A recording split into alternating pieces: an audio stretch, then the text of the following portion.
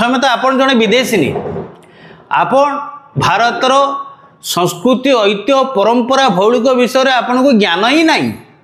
भारतीय लोक मान को आपण गरीब आखिर देखुंट से तो पाई तो लोक आपन को ग्रहण कर पारना। आपण जदि जड़े सच्चा भारतीय होता तो भारतीय मान को कौन के गरीब कही था आज्ञा?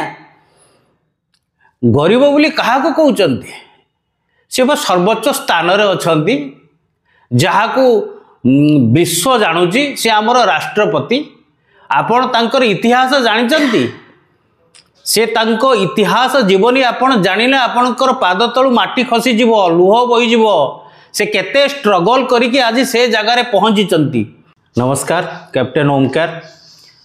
तो गतकाली शुक्रवार अपराह्न रे आम संसद रे जो बजेट अधिवेशन होउतला से बजेट अधिवेशन रे आमर महामहिम राष्ट्रपति मोदी सरकार योजना गुड़िक किपरि कार्यकारी होइछि, किपरि लोक माने ताको ग्रहण करिसंती से विषय रे लोक माननकु सामूहिक सूचना दउतिले।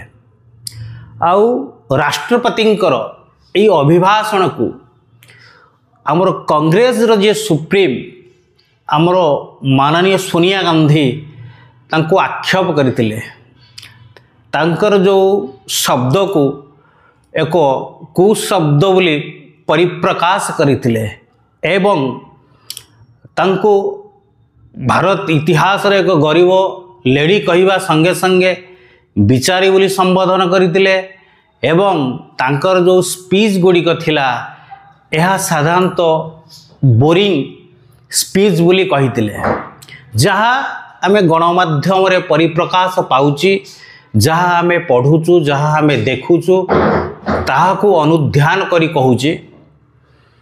तो मु एठी सोनिया गांधी की प्रश्न पचारिबा को चाहे, आपण जने नारी तो नारी है कि किपरि नारी प्रति एपरि शब्द व्यवहार करि पारुचंती।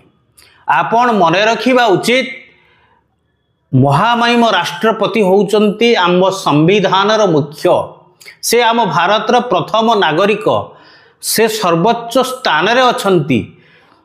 तांको प्रति एपरि कुशब्द व्यवहार करिबा यह एक निंदनीय।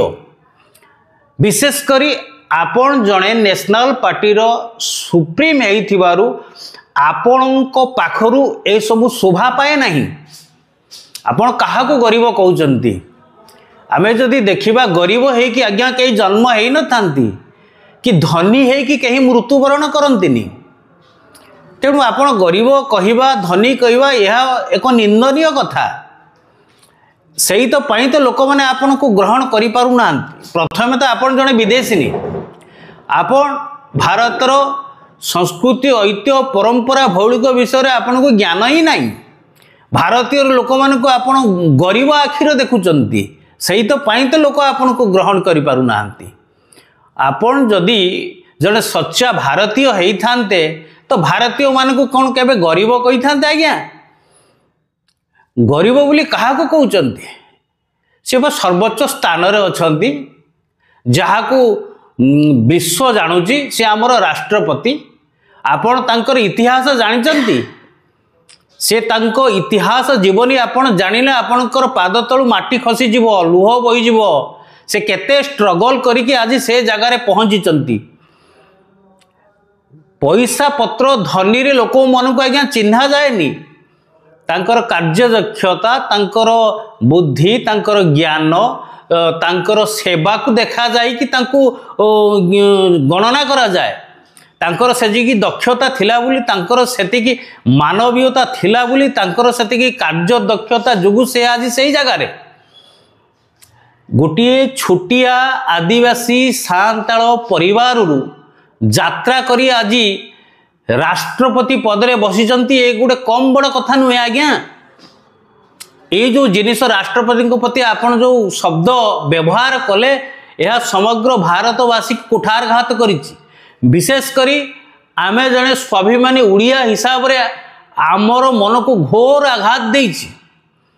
तो आपण जने नारी है नारी प्रति एमिति किपरि व्यवहार करि पारचंती ताहा एक आश्चर्यर कथा। तेणु ए सबरु दूरे रुहंतु।